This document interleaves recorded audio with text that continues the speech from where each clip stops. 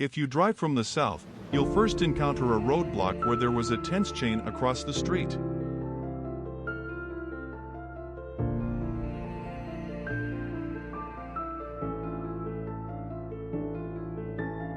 From the north, you will pass through a bridge erected by Allied troops in 1946 and is still embedded under the stones. From the bridge you can also see in the wall a firing line from the Rapal boundary period.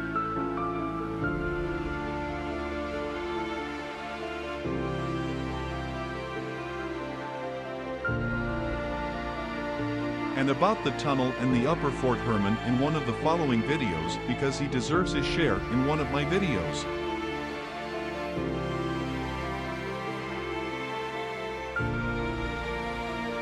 The fort was designed to control the strategically important passage into the interior of Austria. The fort was designed to fight from close range.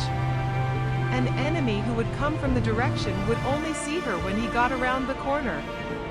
Because it was intended to fight up close, it had a large number of firing lines. Construction work began on March 28, 1881.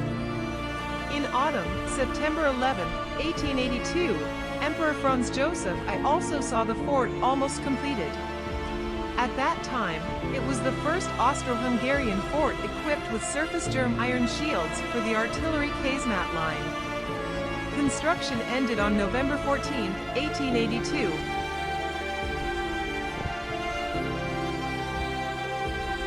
On extremely strategic routes, the Austrians built a series of 6 Easternist prison fortifications along the Italian border between 1808 and 1900, which became known as Corinthian fortifications.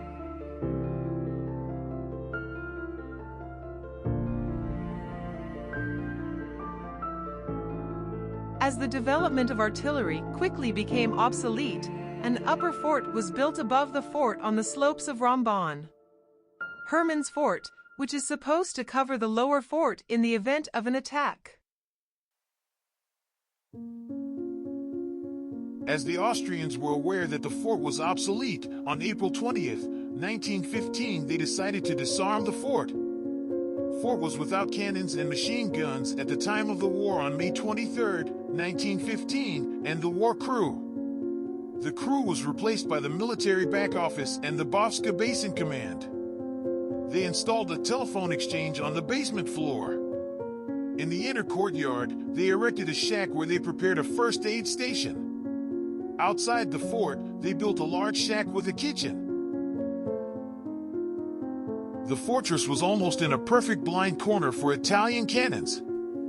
It was not visible from the Italian artillery observatories, so it was not hit during the war.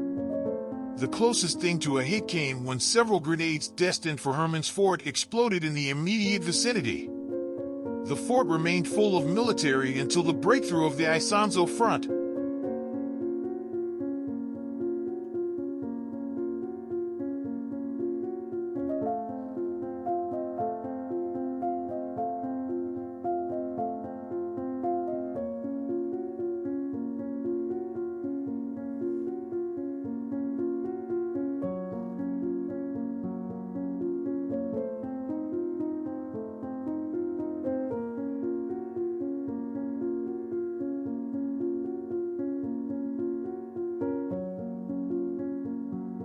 After the breakthrough, most of the inventory was taken by the army.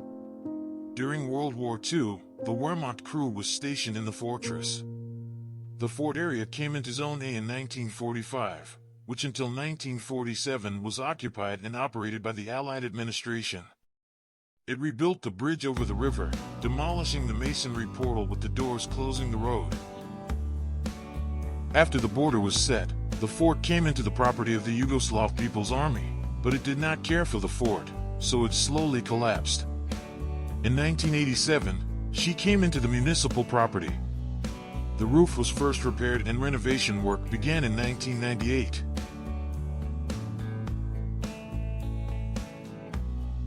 Today there is a wedding hall and a lecture hall in the fortress.